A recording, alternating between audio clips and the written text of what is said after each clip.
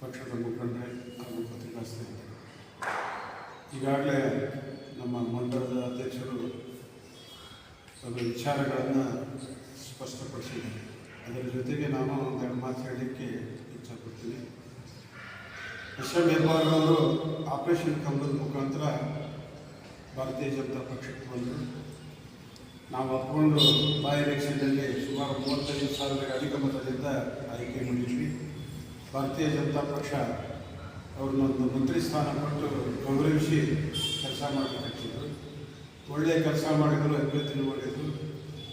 ಆದರೆ ಒಂದು ನೋವು ನಮ್ಮ ಮೂಲ BJPಯವರಿಗೆ ಇತ್ತು.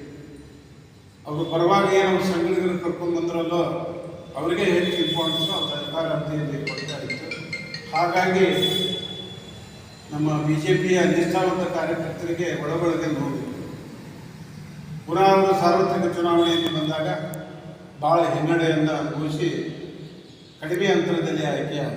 ಅದಕ್ಕೆ ಕಾರಣ ಎಲ್ಲರನ್ನೂ ಅವರು ಹಾಕ್ಕೊಂಡು ಹೋಗಲಿಲ್ಲ. ಅವರು ಹಿಂದಿದ್ದಂಥವರಿಗೆ ಹೆಚ್ಚು ಪ್ರಾತಿನಿಧ್ಯ ಕೊಟ್ಟರು ಅನ್ನೋ ಉದ್ದೇಶದಿಂದ ಒಂದು ಎಚ್ಚರಿಕೆ ಗಂಟೆಯನ್ನು ಸಹಿತ ಪಕ್ಷ ಅವರು ಕೊಟ್ಟರು. ಮುಂದೆ ಇಷ್ಟೆಲ್ಲ ಅಧಿಕಾರ ಅನುಭವಿಸಿ ಲೋಕಸಭೆ ಚುನಾವಣೆ ಬರುವ ಸಂದರ್ಭದಲ್ಲಿ ಅವರ ಮಗನನ್ನು ಕಾಂಗ್ರೆಸ್ಗೆ ಕಳಿಸಿ ಅವ್ರ ಜೊತೆಗಿದ್ದಂಥ ಎಲ್ಲ ಮಂತ್ರಿಗಳನ್ನು ಸಹಿತ ಅವ್ರ ಜೊತೆ ಕಳಿಸಿದ್ರು. ಅವರು ಸಹಿತ ಹಿನ್ನಡೆ ಇದ್ಕೊಂಡು ನಮ್ಮ ಭಾರತೀಯ ಜನತಾ ಪಕ್ಷದ ವಿರುದ್ಧ ಕೆಲಸವನ್ನು ಪ್ರಾರಂಭ ಮಾಡಿದರು. ಆದರೆ ಸನ್ಮಾನ್ಯ ವಿಶ್ವೇಶ್ವರ ಕಾಗೇರಿಯವರನ್ನು ನಮ್ಮ ಅಧಿಕೃತ ಅಭ್ಯರ್ಥಿ ಎಂದು ಘೋಷಣೆ ಮಾಡಿದಾಗ ನಮ್ಮ ಕ್ಷೇತ್ರದಾದ್ಯಂತ ಎಲ್ಲ ನಿಷ್ಠಾವಂತ BJPಯ ಮುಖಂಡರು, ಕಾರ್ಯಕರ್ತರು ಒಟ್ಟಾಗಿ, ಅದು ವಿಶೇಷವಾಗಿ ಮುನಗೋಡು ತಾಲೂಕಿನಲ್ಲಿ ಭಾಳ ನಿಷ್ಠೆಯಿಂದ ನಮ್ಮ ಪಕ್ಷದ ಮುಖಂಡರಿರ್ಬೋದು, ಕಾರ್ಯಕರ್ತರು ಪ್ರತಿ ಬೂತ್ನಲ್ಲಿ ಸಹಿತ ಭಾಳ ಉತ್ಸಾಹದಿಂದ ಚುನಾವಣೆ ಮಾಡಿ ನೆಚ್ಚಿನ ಜಯವನ್ನು ಕೊಟ್ಟು ಸುಮಾರು 18,000 ಅಧಿಕ ಮತವನ್ನು ಭಾರತೀಯ ಜನತಾ ಪಕ್ಷಕ್ಕೆ ಕೊಟ್ಟಿದ್ದಾರೆ. ಈಗಾದರೂ ಅವರು ತಿಳ್ಕೋಬೇಕು, ಭಾರತೀಯ ಜನತಾ ಪಕ್ಷ ಎಷ್ಟು ಸದೃಢವಾಗಿದೆ, ನಮ್ಮಲ್ಲಿರ್ತಕ್ಕಂಥ ಕಾರ್ಯಕರ್ತರು, ಮುಖಂಡರು ಎಷ್ಟು ನಿಷ್ಠೆಯಿಂದ ಪಕ್ಷದ ಒಂದು ಚಟುವಟಿಕೆಯಲ್ಲಿ ತೊಡಗಿದ್ದಾರೆ ಅಂತಕ್ಕಂಥದ್ದು ನಾವು ತಿಳ್ಕೋಬೇಕಾಗಿತ್ತು. ಆದರೂ ಸಹಿತ ಇವತ್ತಿನವರೆಗೂ ಪಕ್ಷ ವಿರೋಧಿ ಚಟುವಟಿಕೆಯಲ್ಲಿ ತೊಡಗಿದ್ದಾರೆ. ಇದು ಅವರಿಗೆ ಗೌರವ ತರ್ತಕ್ಕಂಥದ್ದಲ್ಲ.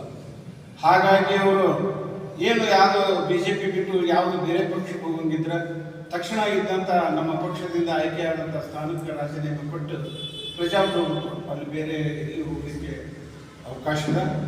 ಆದರೆ ಒಂದು ಸತ್ಯಾಂಶಗಳನ್ನ ಅವರು ಗಣನೆ ಮಾಡಿ ಏನು ಅವ್ರ ಜೊತೆಗಿದ್ದಂಥವ್ರನ್ನ ಕರ್ಕೊಂಡು ಹೋದ್ರಲ್ಲೋ ನಮಗೊಂದು ದೊಡ್ಡ ಅನಿವಾರ ಬಂದಂಗಾಗ. ಉಳಿದಂಥವರೆಲ್ಲ ಪಕ್ಷದ ನಿಷ್ಠೆಯಿಂದ ಇದ್ದಂಥ ಮುಖಂಡರು, ಕಾರ್ಯಕರ್ತರು ಪಕ್ಷದಲ್ಲಿ ಹೋದಾಗ ಭಾಳ ಸಲೀಸಾಗಿ ಒಗ್ಗಟ್ಟಿಂದ ನಾವು ಚುನಾವಣೆ ಮಾಡಿದ್ವಿ. ಜನರು ಸಹಿತ ನಮ್ಮನ್ನು ಸ್ಪಂದಿಸಿದ್ರು. ಅವ್ರ ಹಿಂಬಾಲಿಕರಿಗೆ ಎಷ್ಟು ಬೆಲೆ ಅದ ಅಂತಕ್ಕಂಥದ್ದನ್ನು ಅವರೇ ಇವತ್ತು ತಿಳ್ಕೋಬೇಕು. ಅವ್ರಿಗೆ ಒಳ್ಳೇದು ಮಾಡಿ ಅವ್ರ ಹಿಂಬಾಲಿಕ ಕಟ್ಕೊಂಡು ಯಾವುದೇ ಪಕ್ಷಕ್ಕೆ ಹೋಗಿ ಅವ್ರು ಕೆಲಸ ಮಾಡಲಿ. ನಮ್ಮನ್ನು ಒಂದು ನಿಷ್ಠೆಯಿಂದ ಪಕ್ಷ ಸಂಘಟನೆ ಮಾಡಿ ಮುಂದೆ ನಾವು ಈ ಪಕ್ಷವನ್ನು ಬಲಿಷ್ಠಪಡಲಿಕ್ಕೆ, ಮುಂದೆ ಬರತಕ್ಕಂಥ ಚುನಾವಣೆಯನ್ನು ಪ್ರಾಮಾಣಿಕವಾಗಿ ಎದುರಿಸಲಿಕ್ಕೆ ಒಂದು ಅವಕಾಶ ಮಾಡಿಕೊಡ್ಬೇಕು. ಅವರಿಗಿದು ಶೋಭೆ ತರೋದಿಲ್ಲ. ಒಬ್ಬ ಮಂತ್ರಿ ಆಗಿಕೊಂಡು ಭಾರತೀಯ ಜನತಾ ಪಕ್ಷದಿಂದ ಆಯ್ಕೆಯಾಗಿ ಬಂದು ಪಕ್ಷ ವಿರೋಧಿ ಚಟುವಟಿಕೆಯಲ್ಲಿ ತೊಡಗಿರೋದು ಅವರು ಶೋಭೆ ಆಗೋದಿಲ್ಲ. ತಕ್ಷಣವೇ ಅವರು ನಮ್ಮ ಪಕ್ಷದಿಂದ ಆರಿಸಿಕೊಂಡಂಥ ಸದಸ್ಯತ್ವಕ್ಕೆ ರಾಜೀನಾಮೆ ಕೊಡಬೇಕು. ಹೊಂದಾಣಿಕೆ ಕೊಡದೇ ಇದ್ದಿದ್ದಲ್ಲಿ ಜಿಲ್ಲೆಯ ಎಲ್ಲ ಮುಖಂಡರು ಸೇರಿ ಅತಿ ಶೀಘ್ರದಲ್ಲಿ ನಾವು ಪ್ರತಿಭಟನೆಯನ್ನು ಮಾಡ್ತೇವೆ. ಪ್ರತಿಭಟನೆ ಮಾಡೋದಕ್ಕಿಂತ ಗೌರವದಿಂದ ಅವರು ರಾಜೀನಾಮೆ ಕೊಟ್ಟು ಹೋಗೋದು ಸೂಕ್ತ ಅಂತೇಳಿ ನಾನು ವಿಚಾರವನ್ನು ತಿಳಿಸಿದ್ದೆ.